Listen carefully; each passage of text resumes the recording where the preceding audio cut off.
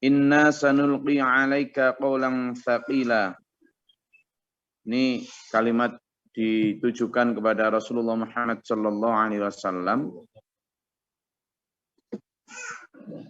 Inna sesungguhnya kami sanulqi akan menurunkan 'alaika kepadamu qawlan perkataan tsaqila yang berat. Jadi Quran itu bukan sekedar syair ya, bukan sekedar puisi. Ya, ada yang mengatakan dulu karena tidak percaya Al-Quran, maka ada yang mengejek Quran itu hanyalah cerita atau dongeng-dongeng orang terdahulu. Gitu. Jadi hanya dongeng-dongeng orang terdahulu. Itu hanyalah cerita pengantar tidur. Gitu. Tapi ada juga yang menyatakan itu hanyalah syair.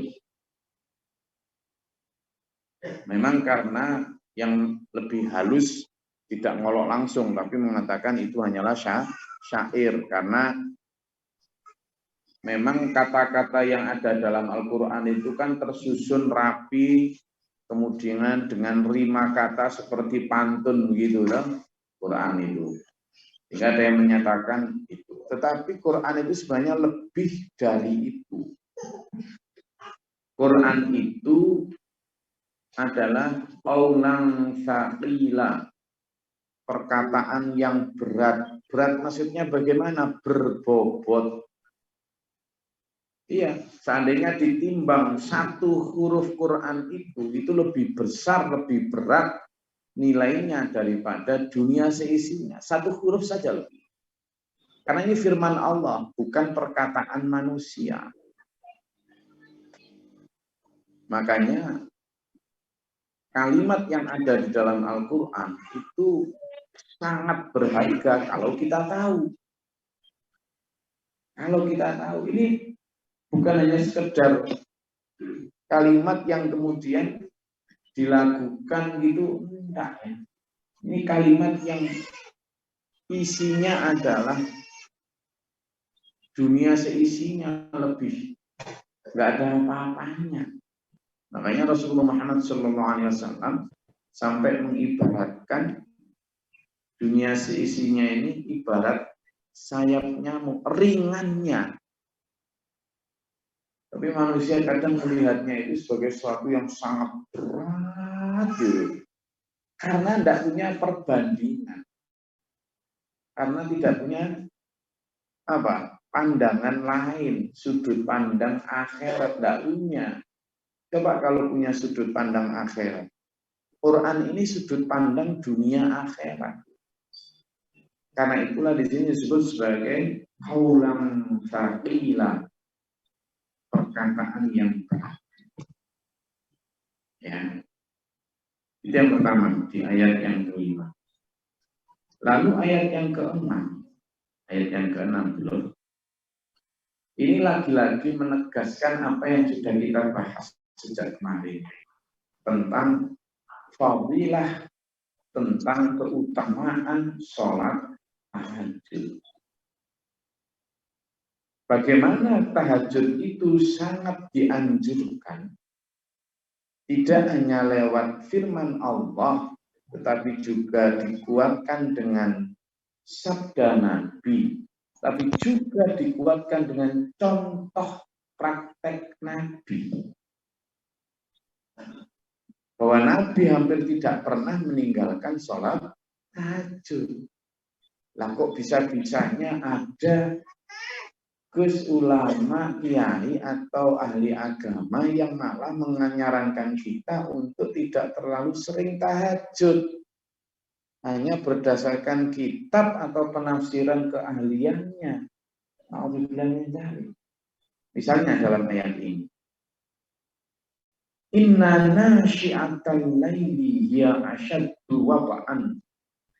Sesungguhnya bangun tahajud tengah malam berdoa di malam hari, terutama di sepertiga malam terakhir. Kemarin kita sudah bagi ya, bahwa malam itu dibagi tiga, sepertiga malam pertama, sepertiga malam kedua, dan sepertiga malam terakhir.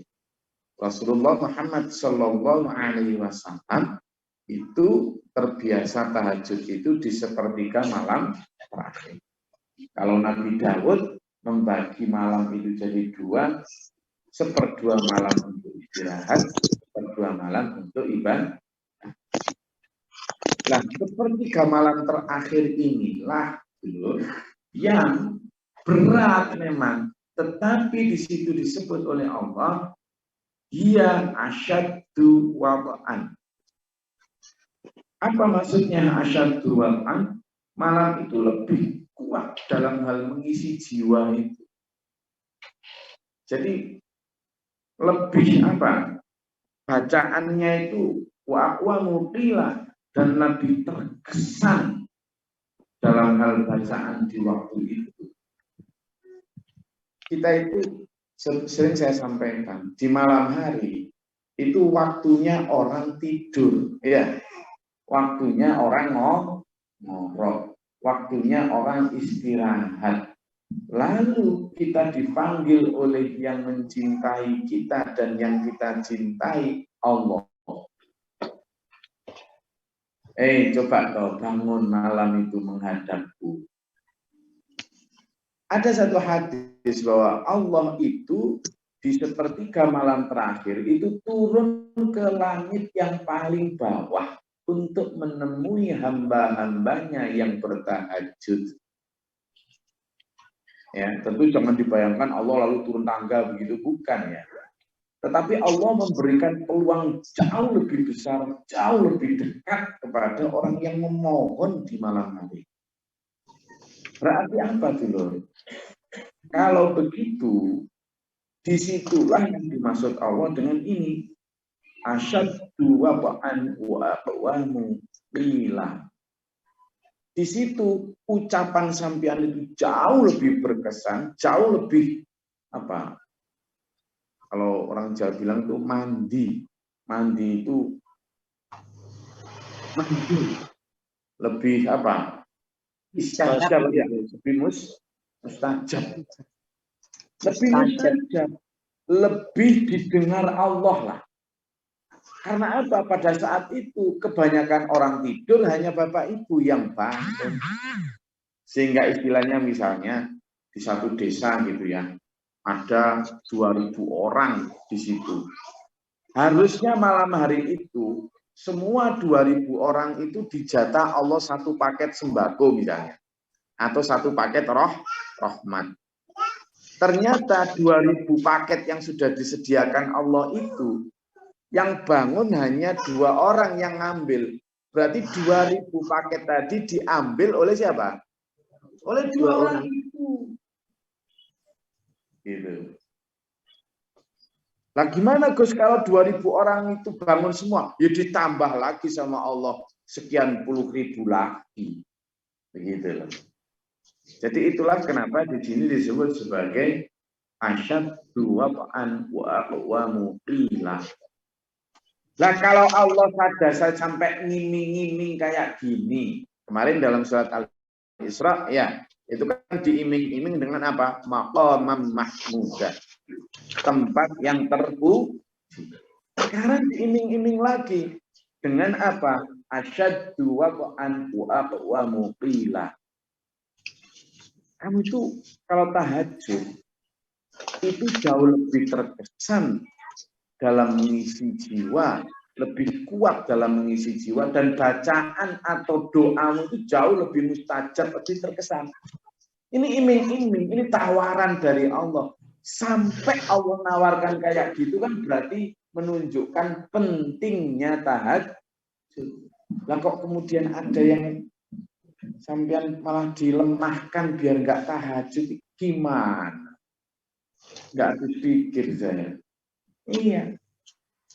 Sampai ada pendidikan Islam itu yang ngajarin santrinya begini. Kamu nggak usah tahajud. Tahajud itu sunnah kok. Nah, nanti karena kalau kamu tahajud terus besok paginya ngantuk, padahal besok paginya itu harus belajar, sementara belajar itu wajib. Maka sunnah tidak boleh ngalahkan wajib, gitu. Padahal logikanya gimana, Mas Nur? Logikanya pagi itu belajar agama. Kalau belajar agama untuk diamalkan, toh. Nah, satu di antara materi pelajaran agama itu adalah dianjurkan memperbanyak ibadah termasuk tahajud. Nah, kalau paginya belajar disuruh tahajud, terus malamnya nggak boleh tahajud, nih terus gimana ini? Berarti kan selama ini ilmu itu hanya untuk dipelajari nahwu sorofnya, bacaannya, lagunya, hafalannya. Kebanyakan pendidikan Islam akhirnya ketahuan bahwa mereka tidak untuk mengamalkan, tapi sekedar untuk menghafalkan. Ini yang namanya hanya kognitif, tidak ada afeksi maupun psikomotorik lagi itu Pak Jadi. Jadi hanya kognitif, hanya urusan otak yang dipikir, bukan hati dan perilaku. Akhirnya manusia ya banyak yang pinter hafalan, pinter lagu, pinter makharijal hurufnya, pinter nahwu sorofnya, tetapi dalam hal perilaku kodo mawon, sami maca, dalem, semua sama. Ini saya sedang pakai belajar bahasa Semendo ini. Semua tadi halo. Halo. Sama saja semua gitu gimana? Hah? Bisa saja. Pergi saja. Pergi saja kalau. Iya. Lelah ya. Itu kenapa? Nah ini Allah sudah tawarkan kayak gini. Kenapa sih kamu kok diminta tahajud malam? Di ayat yang ke-7 disampaikan, innalaka fin nahari sabhan tawila. Karena apa? Karena kalau pagi hari kamu itu sibuk dengan urusan duniamu panjang banget. Tak mungkin kamu bisa khusyuk itu, sulit. Karena kalau pagi hari mikir apa? Utang. Mikir apa? Enggak lah, enggak punya utang ini. Kok jamaah kajian tahajud subuh ini enggak punya utang. Semuanya mudah-mudahan dibebaskan dari semua utang ya. Mudahkan Allah rezekinya untuk bisa membayar utang-utang dan semua kebutuhannya halalan thayyibah. Kalau pagi hari sesibuk meskipun sama nggak punya utang tetap sibuk ke kebun, ke danau, kemana? Ke toko, ke kantor, ya kan? Pak Kurniadi ke kantor, apalagi Pak Dawari ke sekretariat. Sekretariat bersama. Iya, Allah tahu itu. Dan memang Allah menciptakan siang itu untuk bekerja, malam untuk beristirahat dan beribadah. Apakah kemudian pagi tidak untuk beribadah? Enggak, Allah tetap ngasih. Meskipun kamu sibuk bekerja, supaya pekerjaanmu itu halalan thayyibah. Dan tetap berkah supaya nggak melenceng, nggak korupsi, nggak nipu, nggak aneh-aneh, maka Allah kasih resep tuh. Wadzukurisma rabbika, maka ingatlah, sebutlah nama Tuhanmu. Saat apa ya? Saat bekerja itu. Watabattal ilaihi tabtila, dan beribadahlah dengan sepenuh hati. Itu loh. Maka ketika misalnya mau berangkat ke danau, ke kebun, ke kantor, ke sekolahan, ke toko, awali dengan sholat duha. Buka toko, bismillah. Berangkat ke sawah, bismillah. Apa sih doanya Gus? Ini doa panjang-panjang tidak bisa, ya wis bismillah saja. Ya toh? Bismillahirrahmanirrahim. Ya Allah, dengan menyebut namamu, aku berangkat mencari karuniamu ya Allah. Allah. Dan berikanlah rezeki yang halal thayyibah untuk kebutuhan dunia dan akhiratku. Wis gitu aja, simple doanya yang sampean semua mengerti. Ya kan? Lalu bimbinglah aku ya Allah untuk memanfaatkan rezeki yang kau berikan benar-benar untuk dunia akhirat. Kenapa saya bilang benar-benar? Karena kadang manusia itu hanya janjinya aja. Ketika berdoa, ya Allah berikan aku rezeki untuk dunia akhirat. Begitu dikasih rezeki hanya untuk dunia saja. Manusia itu memang begitu, lambemu. Ini orang Kementerian tahu lambemu apa? Nah, itu loh, Quran menyatakan dalika mablagum min afwah. Hanya di mulutnya aja itu Muhammad. Dia ngomong gitu tuh hanya di mulutnya aja itu. Kalla bal la tuhibbunal ajilah. Mereka itu hanya ngomong di bibirnya aja dunia akhirat, tapi mereka bal la tuhibbunal ajilah.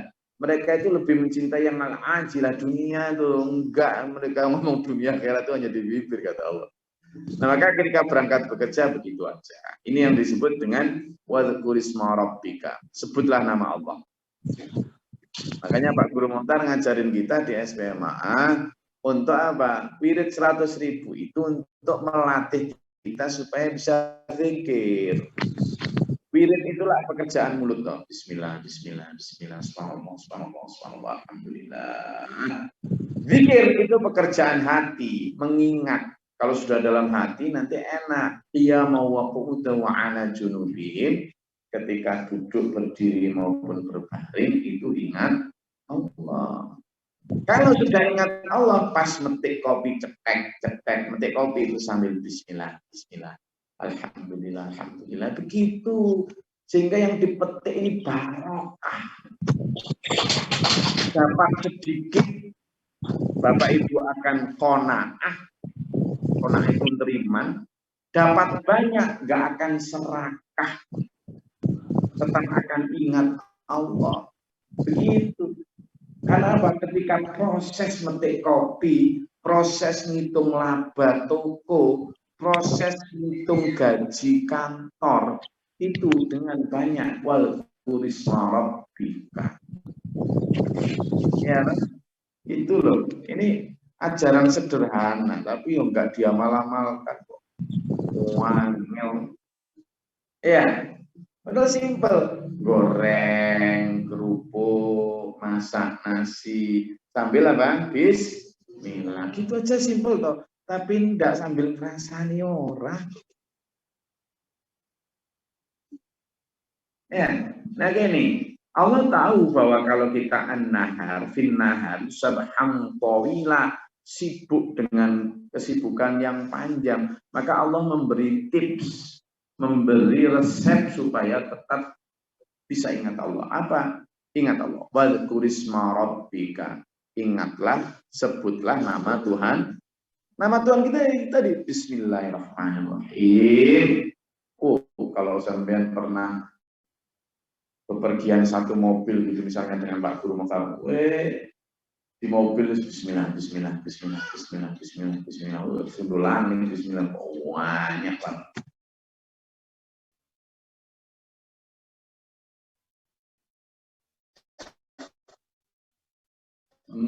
Bismillah, ingin membersamai seluruh aktivitas kita itu dengan itu, ya. Jadi akhirnya apa? Hidup kita itu ya benar-benar fit dunya wal akhirah. Dunia dapat, akhirat dapat. Tapi kalau dunia boblok, ketika siang hari sibuk kerja, tidak pernah nyebut asma Allah, tidak merasa digenangi Allah, malamnya ngorok, ya sudah. Memang bisa jadi sampean kaya, bisa jadi jabatan sampean tinggi, tapi tidak berkah, tidak marbotillah. Gitu loh. Maka di SPMA, Bapak Ibu diajarin dengan dasar Quran ini. Tahajud kalau malam. Makanya Pak Guru kan resep hidup itu apa? Satu, kuat-kuatkanlah berdoa sedang apapun, dimanapun, terutama tengah malam bangun tahajud. Yang pertama itu, ya. kuat-kuatkanlah berdoa sedang apapun dimanapun. Kalau sedang apapun dimanapun berarti apa? Ya sedang kerja, sedang kongko, sedang santai, sedang masak, sedang apapun. Terutama tengah malam bangun tahajud. Kenapa kok bangun tahajud? Karena inna nasyi'atal laili hiya asyaddu wab'an wa huwa muqimah. Kenapa kok tahajud? Oke, kalau pagi itu inna, sesungguhnya laka finnahar, ketika di pagi hari itu sab'an tawila. Karena kamu kalau pagi hari itu sibuk yang panjang banget. Ya, maka walaupun rabbika wa tabattal ilaihi tabtila. Ini penting ya. Karena itu dulu semua, ayo ini ajaran sederhana, ayo diamalkan. Nanti berangkat kerja sambil apa? Sambil itu Bismillah, Bismillah, Bismillah, Bismillah. Ini bukan ajaran Gus Glory, bukan. Ini loh. Jadi kiaman wakutan ini namanya orang ulul albab. Coba dibuka di Quran surat Ali Imran. Coba dibuka surat Ali Imran ayat 190 191. Ali Imran. Ali Imran 190 191.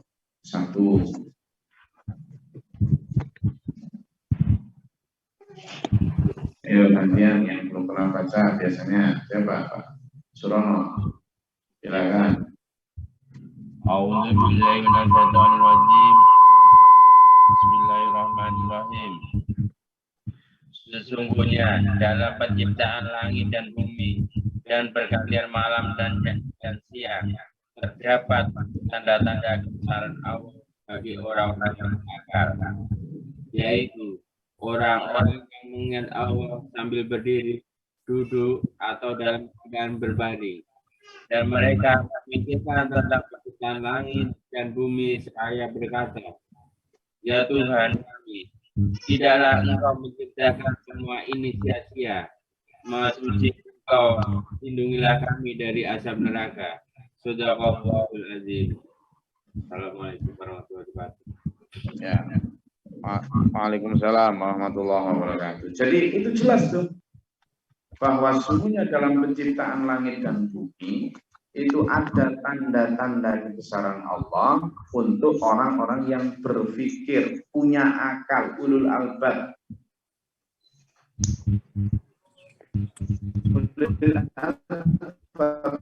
Siapa mereka ulul albab itu? Yaitu alladzi orang yang yadhkuruna Allah ketika apa? Waqudan dan duduk, wa ala junubihim dan ketika berbaring. Duduk, berdiri, berbaring itu ingat Allah. Wa yatafakkaruna fi khalqis samawati wal ardh dan mereka selalu memikirkan tentang penciptaan langit dan katanya Rabbana ya Tuhan kami ma khalaqta hadza batila. Dan mungkin Kau menciptakan semua ini untuk sia-sia, tidak mungkin. Maka bagaimana ya Allah? Ya, katanya subhanaka inni Rabbana ma khalaqta hadza batila subhanaka apa tadi? Waqina ada jauhkanlah kami, jagalah kami, lindungilah kami dari siksa api. Itu. Nah, kalau kita lihat lagi ya, ciri orang-orang yang beriman itu selalu memanfaatkan malam-malam itu misalnya ya. Juga tetap di surat Ali Imran. Surat Ali Imran ayat yang ke-17. Surat Ali Imran tetap ya ayat yang ke-17. Di sana satu di antara ciri orang yang beriman atau yang bertakwa itu juga begitu, memanfaatkan malam-malam tahajud untuk beristighfar. Ya. Siapa orang-orang yang bertakwa itu? Di situ disebutkan surat Ali Imran ayat yang ke-17. Ketemu? Enggak. A'udzubillahi minasyaitonirrajim. Bismillahirrahmanirrahim. Juga orang yang sabar, orang yang benar, orang yang taat, orang yang menginfakkan hartanya, dan orang yang memohon ampunan pada waktu sebelum fajar. Shadaqallahul adzim. Yang dimaksud dengan sebelum fajar itu adalah di malam hari di tahajud, sepertiga malam. Jadi ciri orang yang bertakwa itu as-sabirin, sabar, as-shadiqin, sidik atau benar, al-qanitin, yang taat, al-munfiqin, yang suka bersedekah, dan yang 5 adalah wal mustaghfirina bil ashar. Ashar itu sahur, sahur itu sepertiga malam terakhir. Selalu bangun untuk beristighfar, memohon ampun. Seperti kemarin dalam surat Al-Dhariyat ya, yang kemarin kita pelajari, bahwa orang beriman itu sedikit tidurnya di malam hari, dihabiskan untuk sujud-sujud panjang. Lalu ada lagi dalam surat As-Sajdah ya, tentang tatajafa junubuhum 'anil mawadi'in, bahwa rusuk atau pinggang orang beriman itu jauh dari pembaringan. Artinya sebagian waktu di malam hari dipakai untuk tahajud. Jelas gitu loh, nggih? Oke, silakan kalau ada yang mau ditanyakan tentang surat Al-Muzammil ayat 5 sampai 8. Oh, tanyakan. Izin tanya, Gus. Silakan. Assalamualaikum warahmatullahi wabarakatuh. Salam. Saya itu kan sering bepergian datang pada malam hari, kadang-kadang jam 12, kadang jam 1. Kalau setelah bepergian itu datang malam hari, kita langsung istirahat atau tidur, biasanya kebablasan. Nah, untuk mensiasati itu kadang ini saya sholat dulu 2 rakaat. Apakah untuk mensiasati tidak kebablasan itu, misalnya kita sholat sebelum tidur, sholat malam diniatkan untuk sholat malam sebelum tidur, apa itu sudah salah satu tahajud ini? Assalamualaikum warahmatullahi wabarakatuh. Waalaikumsalam. Tahajud ya, seperti yang saya bilang bahwa tahajud itu masuk dalam kategori sholatul lail. Sholatul lail itu macam-macam ya, ada sholat hajat, ya kan, sholat istikharah, macam-macam. Termasuk sebenarnya isya itu sholatul lail, cuma yang wajib. Nah, sholatul lail yang sunnah itu termasuk diantaranya tahajud. Nah, karena masuk al-lail, sementara al-lail itu dibagi 3 tadi, sepertiga malam pertama, sepertiga malam kedua, sepertiga malam terakhir. Kalau sepertiga malam pertama antara sekitar habis isya sampai jam 10 atau jam 11, sepertiga malam kedua itu antara jam 11 sampai jam 2 atau jam 3, lalu sepertiga malam terakhir itu sekitar jam 3 sampai fajar. Tergantung kalau Pak Trisno tadi datang dari bekerja tadi jam berapa. Kalau memang habis isya jam 10 atau jam 11 ya dia masuk sepertiga malam pertama toh. Jadi sudah bisa, silakan tahajud. Tahajud pertama itu 2 rakaat atau 3 rakaat tergantung keyakinan kita. Apakah kita yakin bahwa nanti bisa bangun? Kalau yakin ya sudah tidur saja dulu. Tapi kalau tidak yakin ya sudah tahajud sampai witir, tidak apa-apa. Karena sesungguhnya apa? Witir itu adalah sholat penutup malam. Sehingga kalau misalnya sampean tidak yakin bahwa nanti bisa tahajud dan badan sudah sangat letih banget, ya sudah. Begitu datang, tahajud saja langsung berapa? Misalnya 4 rakaat, lalu witir 3 rakaat misalnya, karena nggak mampu 8 misalnya ya. Atau bahkan tahajud 2 rakaat itu boleh lah ya, 2 rakaat salam kemudian witir 3 rakaat, silahkan saja kalau memang nggak kuat. Tapi kalau kuat ya langsung 4 rakaat salam, 4 rakaat salam, kemudian 3 rakaat salam witir, tidur, masalah. Sehingga nanti bangun ketika fajar sudah tidak tahajud lagi. Nah, kita sholat fajar 2 rakaat. Boleh saja, ya. Boleh saja. Itu sudah masuk tahajud. Kenapa? Ya sama. Kias yang saya pakai adalah seperti yang dilakukan Umar bin Khattab. Jadi Umar bin Khattab itu menarik tahajud di malam Ramadan itu ke sepertiga malam pertama yang sekarang kemudian disebut tarawih itu. Gitu ya. Nah, sehingga sebenarnya itu kan karena untuk mereka-mereka yang memang khawatir tidak bisa bangun tahajud malam di akhir waktu sepertiga itu. Nyon sewu, Bos. Ya. Jadi nggak perlu tidur ya kalau mau tahajud ya? Nggak perlu tidur dulu. Ya, itu. Oh, enggak harus tidur dulu, enggak. Oke. Karena memang ada sih yang berpendapat itu malam tahajud itu disyaratkan tidur dulu. Makanya bangun tahajud, ya bangun kan tidak harus tidur dulu, ya bangun terus kan apa? Ya. Oke. Silakan. Izin, Gus. Silakan. Assalamualaikum warahmatullahi wabarakatuh. Salam. Nah, mengenai tahajud ini, Gus, apa salah satu-satunya untuk mendapat derajat tinggi gitu, Gus. Nah, yang kedua kemarin mengenai puasan Daud itu,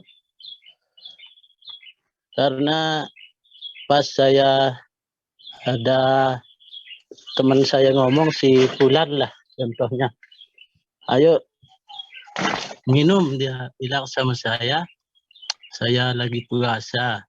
Nah terus puasa apa kok hari Minggu, dia bilang, Gus. Nah pertanyaannya, kok kenapa kamu puasa Daud, kan itu bukan nabi kita katanya, Gus. Gimana untuk menyikapi atau apa namanya, karena setelah kurang penas dulu itu, Gus, dari Bali itu, mohon maaf, sampai saat ini masih dimampukan Allah untuk menjalankan puasa Daud itu. Nah, gimana untuk menyikapi kata-kata orang apa puasa Jumat, tidak ada puasa orang Jumat, kan begitu, Gus. Gimana ini, Gus? Penjelasannya. Jadi begini, kalau jadi Pak dari ini ya, dari kelompoknya. Oke. Yang pertama tentang apakah tahajud itu satu-satunya, ya enggak, ya itu satu di antara yang utama. Satu di antara yang utama. Apa tahajud? Qurannya jelas. Ada keutamaan lagi, puasa sunnah. Itu juga utama. Karena dalam hadis puasa sunnah itu termasuk puasa, itu adalah ibadah yang langsung Allah yang menerima, itu hisabnya langsung Allah. Nah, jadi apa yang utama? Semua tergantung ya. Jadi afdolul a'mal begitu adalah ahmazuha. Amal yang paling afdol, yang paling utama adalah yang paling berat. Amal utama itu yang paling berat. Jadi kalau misalnya yang Pak Zubair dari Lombok rasakan yang paling berat itu adalah tahajud, ya dong. Makanya itu yang paling utama untuk meningkatkan derajat. Dan banyak lagi, kita tidak bisa cuma mengandalkan aku sudah ahli tahajud tapi ternyata suka menghina. Wah, ya berarti enggak dapat keutamaan tahajudnya itu. Ahli tahajud tapi sombongnya setengah mati. Ya berarti enggak tahajud. Tahajud itu kan merubah sikap. Ahli tahajud tapi pelitnya. Ya ini namanya begitu. Makanya yang dalam surat Ali Imran tadi, yang ayat 17 tadi loh. Ciri orang bertakwa apa? Pertama as-sabirin, sabar. Ya toh? Sabar. As-shadiqin, benar. Maksudnya benar apa? Selalu menyandarkan hidupnya pada standar kebenaran apa? Quran dan hadis. Qanitin, apa? Taat pada apa? Allah dan Rasulnya. Tidak membantah sama sekali terhadap perintah ada yang di Quran maupun hadis. Lalu wal munfiqin, orang yang infak. Itu ciri yang harus ada semua, nggak bisa salah satu gitu loh. Wal mungfikin, orang yang, dan yang kelima adalah yang bertahajud, wal mustaghfirina bil ansar. Jadi di ayat 17 itu ada 5 ciri orang bertakwa, itu satu diantaranya adalah apa? Tahajud. Kalau ternyata yang lain tidak, ya tidak bisa, berarti belum takwa gitu loh.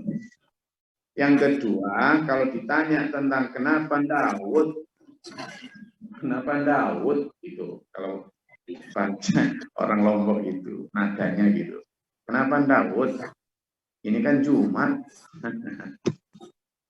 Hadisnya jelas itu muttafaq alaih. Hadis riwayat Bukhari dan Muslim. Begini, Rasulullah bersabda, tidak ada puasa yang lebih afdal dari puasa Daud. Itu Rasulullah yang bersabda. Ya, kata Nabi, puasa Daud itu berarti berpuasa berarti dan tidak berpuasa sehari. Itu yang bersabda Nabi Muhammad. Sehingga apa? Ketika yang kata orang tadi kan nggak ada itu Nabi Muhammad berpuasa, gimana nggak ada Nabi Muhammad yang bersabda kok. Kita ini mengikuti Nabi Muhammad, bukan mengikuti Nabi Daud. Paham ya? Kita mengikuti Nabi Muhammad.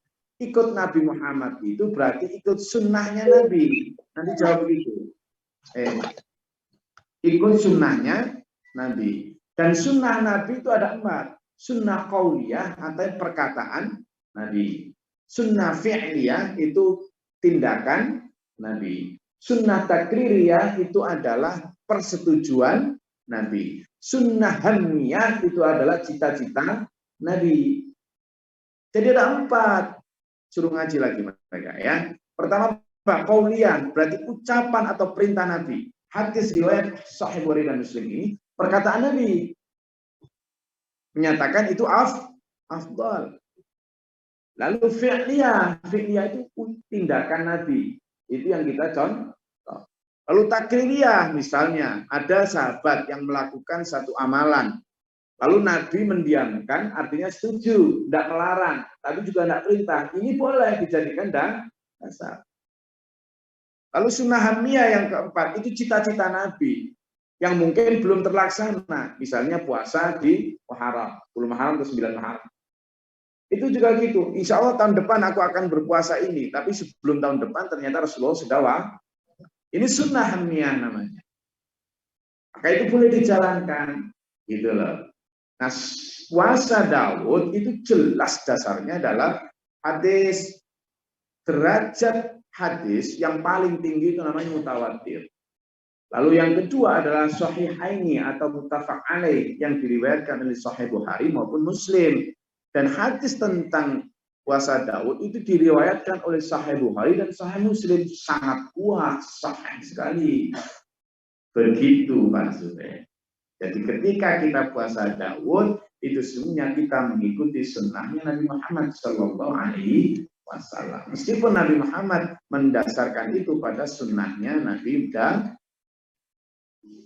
kalau dia misalnya itu bukan sunnah Nabi kita, sunat khitan itu sunnahnya atau ibadahnya Nabi Ibrahim. Tanyain, kamu udah khitan belum gitu? Tanyain gitu Pak Zubair. Sudah, lah itu loh ibadahnya atau sunnahnya Nabi Ibrahim. Kalau kami ikut, karena apa? Karena Nabi Muhammad mengajarkan itu. Gitu. Jadi dalam hierarki hukum Islam itu ada yang namanya apa? Syar'an qablana, syariat orang-orang terdahulu sebelum Rasulullah yang diadopsi oleh Rasul. Oke, panjang itu kalau ngaji. Ya. Jelas itu ada dasarnya. Begitu Pak Zubair. Terima kasih Gus. Terima kasih kembali lah. Cara cukup bagi kajian kita ya semoga Allah merahmati kita ya Allah. Tetap disiarkan jasmani rohani kita. Jadikan Allah rezeki yang halal dan thayyibah. Dimudahkan urusan kita dalam dunia dan akhirat kita. Dituntun kita, dijaga kita, diampuni dosa kita. إلى آخره. اللهم صل وسلم على سيدنا محمد اللهم اغفر للمؤمنين والمؤمنات والمسلمين والأحياء استغفر الله. اللهم اهدنا فيمن هديت وعافنا فيمن هديت وبارك لنا فيما أعطيت وقنا الشر ما قضيت يا الله. استغفرك وأتوب إليك وأستغفر الله سيدنا. اللهم ادع عنا البلاء والوباء وحسن نجينا من شر الذنوب. ربنا نجينا من نسألك من ظالمين ربنا لا تجعلنا من الظالمين. اللهم ارفع درجتنا في دين الدين اخطاء قديما. اللهم صرف القلوب صرف قلوبنا صرف قلوبنا اهدنا واهدنا حبيبنا ولا نعطيك على دينك حبك. اللهم نسألك حبك وحب من يحبك وعلى ولي حبك. اللهم اجعلنا حبك حبيبنا نفسنا ومن الدنيا. اللهم افتح لنا باب السماء وباب رحمتك. اللهم انزل علينا رحمن بيد القدر الانصار وبيد الرحمن جل وعلا بحمدك قائلا من جبل برحمتك يا ارحم الراحمين. ربنا امنا فاكتبنا مع الشاهدين. ربنا لا تزغ قلوبنا بعد إذ هديتنا وهب لنا من لدنك رحمة إنك أنت الوهاب. ربنا اجعلنا مسلمين لك ومن ذريتنا أمة مسلمة لك وأرنا مسلمين علينا إنك أنت الرحيم. ربنا آتنا في الدنيا حسنة وفي الآخرة حسنة وقنا عذاب النار. رب اغفر لي ولأخي ولأزواجي ولذريتنا من أصحابنا. ربنا اغفر لنا الصبر والسلام. سبحان ربك رب العزة عما يصفون وسلام والحمد لله. والسلام عليكم ورحمة الله وبركاته. Waalaikumsalam warahmatullahi wabarakatuh. Thank you, Dok. Wabarakatuh. Thank you.